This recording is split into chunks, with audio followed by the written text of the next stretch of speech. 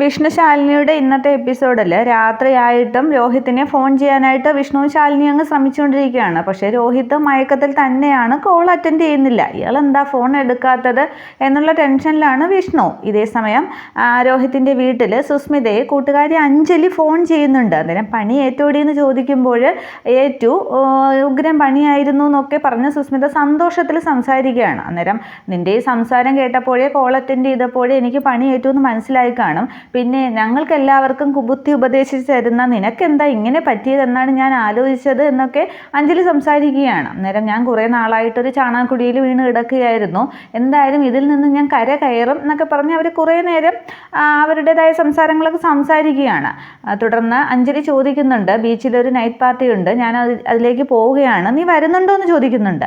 അന്നേരം ഒരാഴ്ചയ്ക്കുള്ളിൽ ഞാൻ ഇതെല്ലാം ഒന്ന് സെറ്റ് ചെയ്തിട്ട് നിങ്ങൾക്ക് എല്ലാവർക്കും വേണ്ടി ഒരു പാർട്ടി തരുന്നുണ്ട് എന്ന് പറഞ്ഞ് സംസാരിച്ച് ഒരു ഫോൺ വയ്ക്കുകയാണ്. ഇതേ സമയം വിഷ്ണുവിനോട് വന്ന് ശാലിനി ചോദിക്കുന്നുണ്ട്, എന്തായി വിഷ്ണുവേട്ടാ കോൾ എടുത്തോന്ന്. അന്നേരം വിഷ്ണു പറയുകയാണ്, എൻ്റെ പൊന്നു സുഹൃത്തെ, ഞാൻ എത്ര നേരമായി വിളിക്കുന്നു, ഇതുവരെ അയാൾ കോൾ അറ്റൻഡ് ചെയ്യുന്നില്ല. പിന്നെ അമ്മയുടെ ഫോൺ എത്ര നേരം ഇങ്ങനെ ഫ്ലൈറ്റ് മോഡിൽ ഇടാനായിട്ട് സാധിക്കും? വേറെ ആരുടെയെങ്കിലും കയ്യിൽ അമ്മ ഫോൺ കൊടുത്താൽ അവരത് മാറ്റി കൊടുക്കില്ലേ എന്നും പറഞ്ഞ് ആകെ ടെൻഷനിലാണ് വിഷ്ണു ശാലിനിയും കൂടി.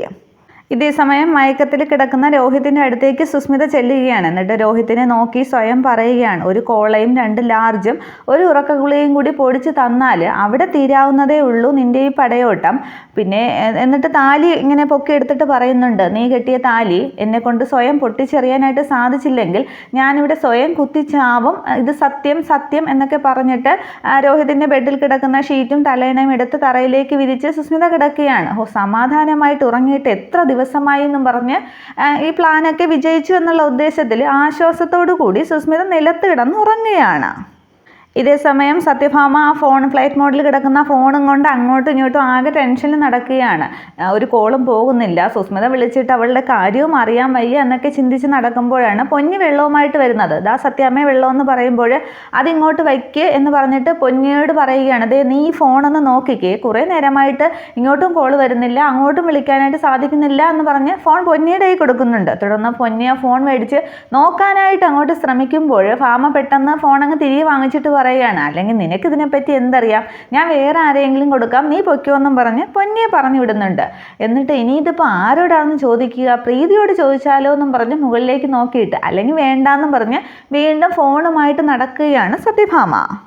ഇതേ സമയം മയക്കത്തിൽ കിടക്കുന്ന രോഹിത് ഉണരുകയാണ്. ഉണർന്ന് നോക്കുമ്പോൾ സുസ്മിത നിലത്ത് കിടപ്പുണ്ട്. എന്നിട്ട് കട്ടിലേക്ക് എഴുന്നേറ്റിരുന്നിട്ട് ചുറ്റും നോക്കുമ്പോൾ നേരം രാത്രിയായല്ലോ, ഞാൻ ഇത്രയും സമയം എങ്ങനെ ഉറങ്ങി, ഇപ്പോൾ എത്ര മണിയായി കാണുമെന്നും പറഞ്ഞ് ഫോൺ എടുത്ത് നോക്കുമ്പോൾ രാത്രിയായല്ലോ, ഇപ്പോൾ 15 മിസ് കോള് വിഷ്ണു ബ്രോ, എന്തിനാ വിളിച്ചിരിക്കുന്നത് എന്നും പറഞ്ഞ് ആ ഫോണും കൊണ്ട് സുസ്മിതയെ ഉണർത്താതെ പതിയെ ശബ്ദമുണ്ടാക്കാതെ രോഹിത് വെളിയിലേക്ക് വരികയാണ്. എന്നിട്ട് വിഷ്ണുവിനെ തിരിച്ച് വിളിക്കുന്നുണ്ട്, എന്തിനാ വിളിച്ചത്, കുറേ നേരം വിളിച്ചല്ലോ എന്നും പറഞ്ഞ്. അപ്പോൾ ഇയാൾ ഇത്രയും നേരം എവിടെയായിരുന്നു, എന്താ സംഭവിച്ചതെന്നൊക്കെ ചോദിക്കുകയാണ്. അന്നേരം ഞാനൊന്ന് മയങ്ങിപ്പോയി എന്ന് പറയുമ്പോൾ ഇത്രയും നേരം മയങ്ങിപ്പോയോ എന്ന് വിഷ്ണു ചോദിക്കുന്നുണ്ട്. അന്നേരം ഒരു കോള കുടിച്ചത് മാത്രമേ ഓർമ്മയുള്ളൂ, വല്ലാത്ത തലപെരുപ്പ് എന്നെങ്ങനെ വിഷ്ണു പറയുമ്പോൾ, രോഹിത് പറയുമ്പോൾ വിഷ്ണു പറയുന്നുണ്ട്, അപ്പോൾ പിന്നെ സുസ്മിത എന്തെങ്കിലും പണി അതിൽ എന്തെങ്കിലും ചേർത്ത് തന്നു കാണും, അങ്ങനെ വല്ലാത്തൊരു പണിയാണല്ലോ അവൾ ഒപ്പിച്ചതെന്ന് പറയുമ്പോൾ എന്താ സംഭവം എന്നിങ്ങനെ രോഹിത് ചോദിക്കുകയാണ്. തുടർന്ന് വിഷ്ണു ഉണ്ടായ സംഭവങ്ങളൊക്കെ പറയുന്നുണ്ട്. സത്യഭാമയെ ഫോൺ ചെയ്തതും ഫോണിലേക്ക് ഫോട്ടോസ് അയച്ചതും അവർ ഡിലീറ്റ് ചെയ്തതും ഒക്കെയായ കാര്യങ്ങൾ വിഷ്ണു രോഹിത്തിനോട് പറയുകയാണ്. തുടർന്ന് വിഷ്ണു പറയുകയാണ്, നെഞ്ചിനകത്തൊരു തീപ്പന്തവും വെച്ചുകൊണ്ടാണ് ഞാനും ശാലിനിയും ഇത്രയും നേരം ഇരുന്നത്. അമ്മ ഇപ്പോഴും അവളെ വിളിക്കാനായിട്ട് ശ്രമിച്ചുകൊണ്ടിരിക്കുകയാണ്. ആരെങ്കിലും ഫോണത് മാറ്റി കൊടുത്താൽ അമ്മ വീണ്ടും വിളിക്കില്ലേ, പ്രശ്നങ്ങൾ വീണ്ടും ചോദിക്കില്ലേ, ആ ഫോട്ടോസിൻ്റെ കാര്യമൊക്കെ അവൾ പറയില്ലേ എന്ന് ചോദിക്കുകയാണ്. അന്നേരം രോഹിത് പറയുന്നുണ്ട്, അതൊക്കെ നിങ്ങൾ ഡിലീറ്റ് ചെയ്ത് കളഞ്ഞില്ലേ എന്ന്.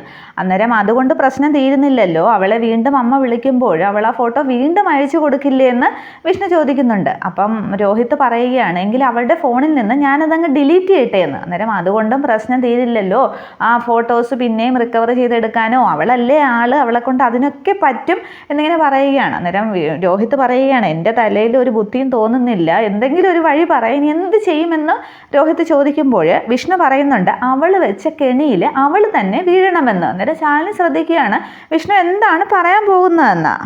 തുടർന്ന് വിഷ്ണു തൻ്റെ ഐഡിയ രോഹിത്തിനോട് പറയുകയാണ്. അത് പറയുന്നത് എന്താണെന്ന് കാണിക്കുന്നില്ല. കുറച്ചു നേരം വിഷ്ണു സംസാരിച്ചതിന് ശേഷം ശാലിനിയും ഫോൺ വാങ്ങി പറയുന്നുണ്ട്. ആ ഗ്യാപ്പിൽ വിഷ്ണു വെള്ളമൊക്കെ ഒഴിച്ചു കുടിക്കുകയാണ് ആ ഒരു ആശ്വാസത്തിൽ. തുടർന്ന് വിഷ്ണു ചോദിക്കുന്നുണ്ട് എന്താണെന്ന് ബ്രോ മനസ്സിലായല്ലോ എങ്കിൽ പണി തുടങ്ങിക്കോളാൻ പറയുകയാണ്. അന്നേരം സന്തോഷത്തോടു കൂടി രോഹിത്തും പറയുകയാണ് അവള് വെച്ച കണിയല്ലേ, നമ്മളായിട്ട് ഒട്ടും കുറയ്ക്കാൻ പാടില്ല, ഞാൻ ഇപ്പോൾ തന്നെ തുടങ്ങാമെന്നും പറഞ്ഞ് രോഹിത്ത് ഫോൺ കട്ട് ചെയ്യുകയാണ്. തുടർന്ന് റൂമിലേക്ക് ചെല്ലുന്ന രോഹിത്ത് ഒരു കസേര നീക്കിയിട്ട് നിലത്ത് കിടക്കുന്ന സുസ്മിതയുടെ നേരെ ഇരിക്കുകയാണ്. എന്നിട്ട് നോക്കുമ്പോൾ സുസ്മിതയുടെ ആ പായുടെ അടുത്ത് തന്നെ ഫോണുണ്ട്. അതെടുത്തിട്ട് ആ സത്യഭാമയ്ക്ക് അയച്ച ഫോട്ടോസ് നോക്കുകയാണ്. അപ്പോൾ ഇതുകൊണ്ടാണ് നീ എനിക്ക് പണി തരാനായിട്ട് നോക്കിയല്ലേ, ഇതുകൊണ്ട് തന്നെ തിരിച്ച് നിനക്ക് ഞാൻ പണി തരുമെന്നും പറഞ്ഞ് ആ ഫോണും കൊണ്ട് രോഹിത് ഇങ്ങനെ കറക്കി ഇരിക്കുകയാണ്. അത് അത്ര വരെ കാണിക്കുന്നുള്ളൂ. ഇതേ സമയം സത്യഭാമയുടെ അടുത്തേക്ക് വിഷ്ണു ശാലിനിയും കൂടി ചെല്ലുകയാണ്. അന്നേരം ഫോൺ കമ്പനിക്കാരെ വിളിച്ചോ എന്ന് വിഷ്ണുവിനോട് ഭാമ ചോദിക്കുമ്പോൾ ഞാൻ വിളിച്ചു, അപ്പോൾ അതിലെന്തോ സെറ്റിങ്സ് മാറ്റണമെന്ന് പറഞ്ഞു എന്ന് വിഷ്ണു പറയുമ്പോൾ ദാ ഫോൺ നീ ശരിയാക്കുമെന്നും പറഞ്ഞ് ഭാമ കൊടുക്കുകയാണ്. തുടർന്ന് വിഷ്ണു ഇങ്ങനെ വാങ്ങിച്ചിട്ട് നോക്കിയിട്ട് ദേ ശാലിനി നോക്കിക്കേന്നും പറഞ്ഞ് ശാലിനിയുടെ കൈ കൊടുക്കുകയാണ്. ശാലിനി ആ മെനു ഒക്കെ ഒന്നുകൂടെ അങ്ങോട്ടും ഇങ്ങോട്ടും ഒക്കെ നീക്കി കുറേ നേരം വെച്ചുകൊണ്ടിരുന്നിട്ട് ആ ഫ്ലൈറ്റ് മോഡ് അങ്ങ് ഓഫ് ചെയ്യുകയാണ്. എന്നിട്ട് ദാ സത്യമേ ശരിയാക്കിയെന്നും പറഞ്ഞ് കൊടുക്കുന്നുണ്ട്.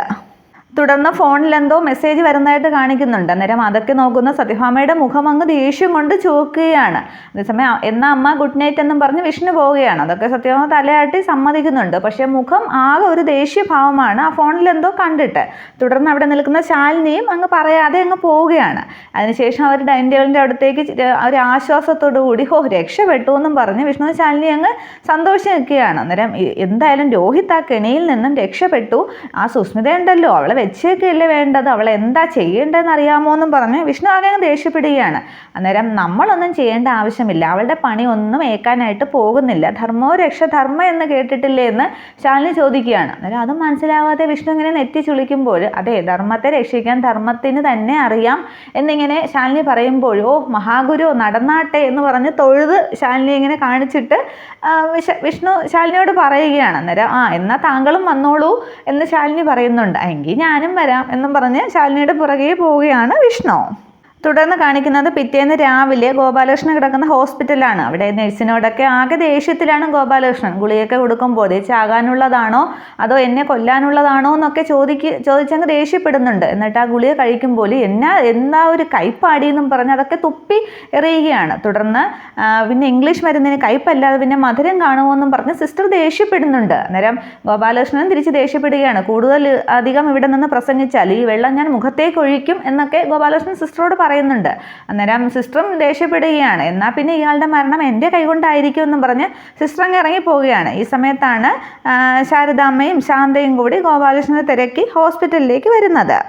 നല്ല ചുമയും ഒക്കെ ആയിട്ട് ഗോപാലകൃഷ്ണൻ ആകെ ക്ഷീണിതനായിട്ട് വെട്ടിക്കിടക്കുകയാണ്. അന്നേരം ഗോപാലേട്ടാന്നും പറഞ്ഞ് ശാരദാമ്മ ചെന്ന് വിളിക്കുമ്പോൾ മുഖം തിരിച്ച് ഒന്ന് തലപൊക്കി നോക്കിയിട്ടങ്ങ് മുഖം തിരിഞ്ഞങ്ങ് കിടക്കുകയാണ്. അന്നേരം ഒന്നുകൂടി ഗോപാലേട്ടാന്ന് വിളിക്കുമ്പോൾ ഇവിടെ ആരുമില്ലേ, ദേ ഇവരെന്നെ കൊല്ലാനായിട്ട് വരുന്നു, നിങ്ങളുടെ ഒന്നും എൻ്റെ കയ്യിലില്ല, പിന്നെ എൻ്റേതായിട്ട് നിങ്ങളുടെ കയ്യിൽ എന്തെങ്കിലും ഉണ്ടെങ്കിൽ അത് നിങ്ങളെടുത്തോ, എനിക്കൊന്നും വേണ്ട, ഇവരെ ഒന്ന് വിളിച്ചുകൊണ്ട് പോകുന്നൊക്കെ പറഞ്ഞ് ഒരു പരസ്പര ബന്ധമില്ലാതെ ഗോപാലകൃഷ്ണൻ അങ്ങ് സംസാരിക്കുകയാണ്. തുടർന്ന് ഗോപാലേട്ടൻ ഞാനാണ് എന്നൊക്കെ ശാരദാമ്മ പറയുമ്പോൾ പുറത്തു പോ എന്നിട്ട് ഇവരെയും വിളിച്ചുകൊണ്ട് പോകുന്നൊക്കെ ശാന്തയോട് പറയുകയാണ്. തുടർന്ന് ബലമായിട്ട് ശാരദാമ്മയെ ശാന്ത വിളിച്ച് പുറത്തേക്ക് കൊണ്ടുവരുന്നുണ്ട്. ഇതേസമയം ഗോപാലകൃഷ്ണൻ്റെ അടുത്ത് കിടക്കുന്ന ആള് പറയുകയാണ് ആരും അന്വേഷിച്ച് വരാനില്ലാത്തതാണ് എല്ലാവരുടെയും കുഴപ്പം, ആരും അന്വേഷിച്ച് വരാത്തതാണ് എല്ലാവരുടെയും പ്രശ്നം, ഇതിപ്പോൾ ഇയാൾക്ക് അന്വേഷിച്ച് വരുന്നതാണോ പ്രശ്നം, വലിയ ശല്യമായല്ലോ എന്നൊക്കെ അയാൾ ദേഷ്യപ്പെടുകയാണ്. അന്നേരം താൻ പോയി ചാവടമെന്നും പറഞ്ഞ് ഗോപാലകൃഷ്ണൻ അയാളോടും അങ്ങ് ദേഷ്യപ്പെടുകയാണ്.